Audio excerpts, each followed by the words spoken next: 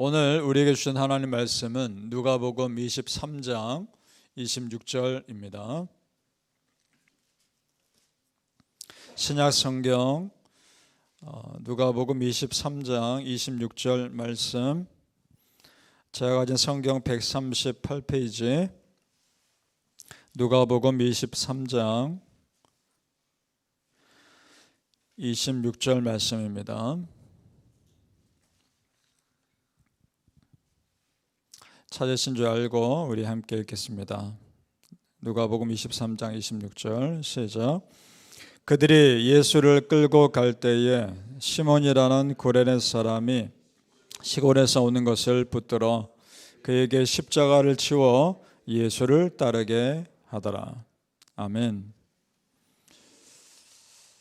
오늘 새벽에 예배하신 하나님의 은혜가 우리 성도님들께 함께 하시기를 예수님 이름으로 축복합니다.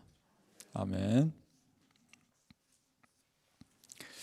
자, 이제 우리 예수님 사람들의 손에 넘겨져서 십자가를 지고 언덕에 올라갑니다.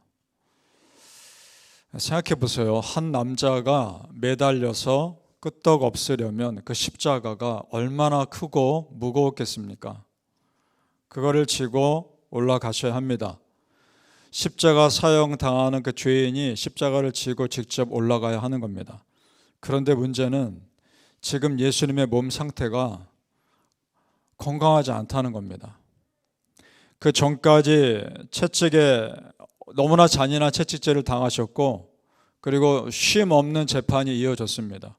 그러니까 육체적으로도 그렇고 정신적으로도 지금 굉장히 지쳐있는 상태입니다. 그런 몸을 가지고 그 무거운 십자가 지고 언덕길을 올라간다는 것은 불가능한 일입니다. 그래서 예수님이 중간중간에 많이 쓰러지신 듯 합니다.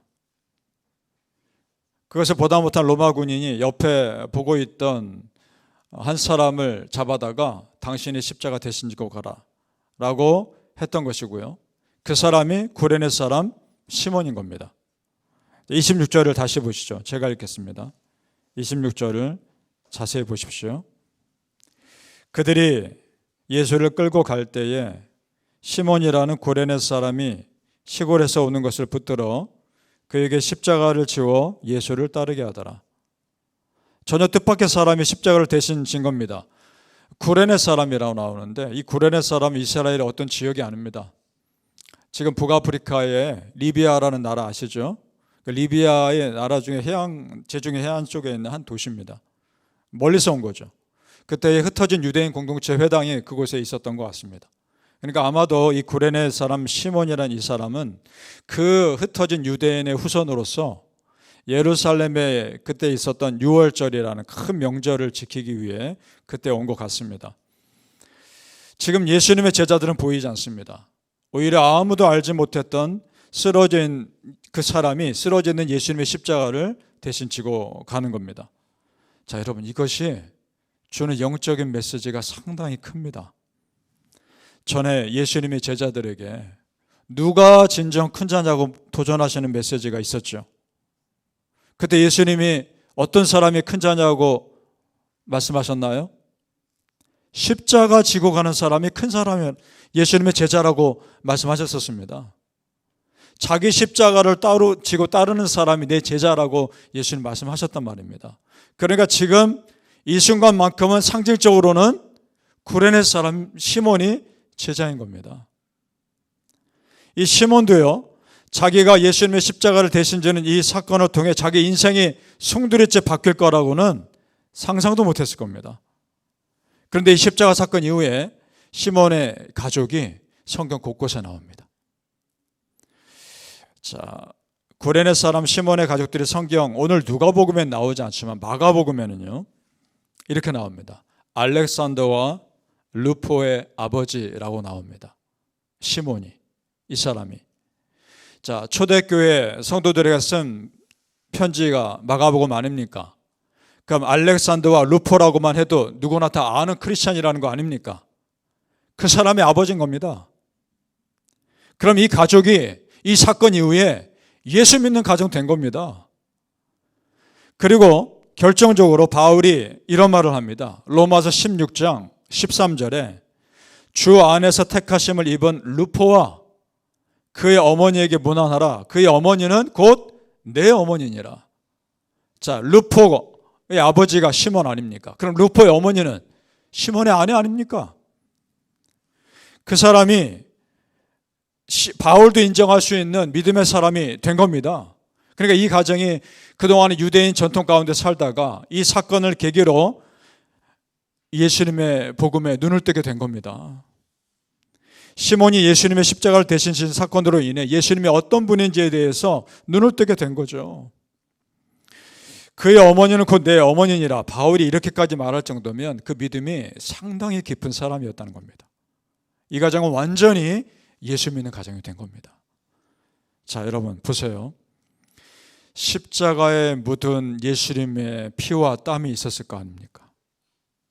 예수님의 채찍질을 심하게 당하시고 살점이 뜯겨나가고 온전히 회복되지 않은 상태에서 십자가를 졌으니 그 나무 십자가 예수님의 피와 땀이 범벅이 됐을 거란 말입니다. 그거를 구레네 사람 시몬이 졌을 때 그 옷에 예수님의 피와 땀이 묻지 않았겠습니까? 그러고 나서 그날 저녁에 집에 왔을 때 부인이 물었겠죠. 이게 무슨 피냐고. 그러면 시몬이 말했을 겁니다. 이거 내가 여차저차해서 예수라는 사람이 십자가를 대신 지고 간 것이다. 말했을 겁니다. 그때부터가 이 가정의 예수님을 향한 믿음이 시작되는 순간입니다. 그러니까 실제로 예수님의 피가 이 가정에 역사한 겁니다. 자, 성도님들, 어떤 특별한 사건이 내 마음과 생각을 바꾸고 더 나아가 내 가정과 내 인생을 바꾸는 사건이 있을 수 있습니다. 지금 구레네 사람 시몬이 예수님의 십자가를 대신 진 사건이 그런 겁니다. 그렇다면 이 십자가는 예수님의 십자가이기도 하지만 한편으로는 구레네 사람 시몬 이 가정의 십자가인 겁니다. 예수님에게는 고난의 십자가이지만 이 가정에는 구원의 십자가요, 은혜의 십자가인 겁니다. 우리에게 십자가는 무엇입니까? 나를 구원하신 생명의 십자가 아닙니까? 그 은혜로 우리가 사는 겁니다. 성도님들, 혹시 내가 뜻하지 않는 십자가를 져야 하는 순간이 온다면 우선은 순종해 보십시오. 하나님께서 나에게 그 십자가 지게 하셨을 때는 그것을 통해 주시는 또 다른 은혜가 분명히 있기 때문입니다. 믿습니까? 26절 끝부분에 다시 보시죠. 끝부분에 뭐라고 나옵니까? 오늘 좀 전에 읽었던 끝부분에 이렇게 되어 있죠. 그에게 십자가를 지워 예수를 따르게 하더라. 실제로도 시몬이 십자가를 지고 예수님 뒤따라갔지만 이제 영적으로 이 가정은 정말 예수님을 따르는 가정이 된 겁니다. 그러면 축복이죠. 바라기는 성도님들, 우리가 십자가 지고 갈 것 기꺼이 지고 가시고 평생 예수님을 뒤를 따르는 믿음의 사람이요 가정 되시기를 예수님 이름으로 축복합니다. 아멘. 자, 구레네에 살고 있는 시몬이라는 사람이 예루살렘까지 온 것이 유월절이라는 큰 명절을 지키기 위해 온 것이라고 말씀드렸죠. 이스라엘 백성들에게 유월절은 상당히 의미가 큰 명절입니다. 그들의 조상들이 애굽의 노예로 있을 때의 일입니다. 애굽 왕이 도무지 그 백성들을 풀어주지 않으니까 하나님이 10가지 재앙을 내립니다. 그 마지막 재앙이 애굽에 처음 난 것 모든 것들이 다 죽임당하는 재앙이죠. 자, 그런데요, 그때 이스라엘 백성들의 집은 아무 문제가 생기지 않습니다. 왜냐? 하나님이 살 길을 알려주셨거든요. 그 살 길은 무엇이냐? 그 이스라엘 백성들이 사는 집의 양쪽 기둥과 기둥 사이에 연결하는 그 또 다른 기둥에 양의 피를 바르라는 겁니다. 그러면 죽음의 사자가 뛰어넘는다는 겁니다. 양의 피를 바르고 있는 그 집에 보면 죽음의 사자가 말 그대로 뛰어넘는 것, 유월하는 것, 패스오버 한다는 겁니다. 그래서 유월절 명절을 지키는 겁니다. 자, 그러면 그러기 위해서 양들을 제물로 바쳐야 하죠. 이스라엘 백성들은 반드시 양의 피를 그 문에 발라야 하죠. 그러기 위해서 양들은 피 흘려 죽임 당해야 했을 겁니다. 그래서 유월절 어린 양의 제물이란 말이 나온 겁니다. 자, 그런데 여러분 보세요. 예수님이 십자가에 죽으시는 이 사건이 유월절에 일어난 사건이라는 겁니다. 이것이 우연이 아니라 하나님이 정하신 타이밍입니다. 그러니까 영적으로 보면 지금 예수님이야말로 유월절 어린 양 제물로 죽임 당하신 겁니다. 이것이 우리에게 어떤 의미가 있느냐? 예수님의 피로 죄 용서받은 우리에게 죽음의 권세가 더 이상 우리를 건드리지 못하고 뛰어넘는 겁니다. 믿습니까?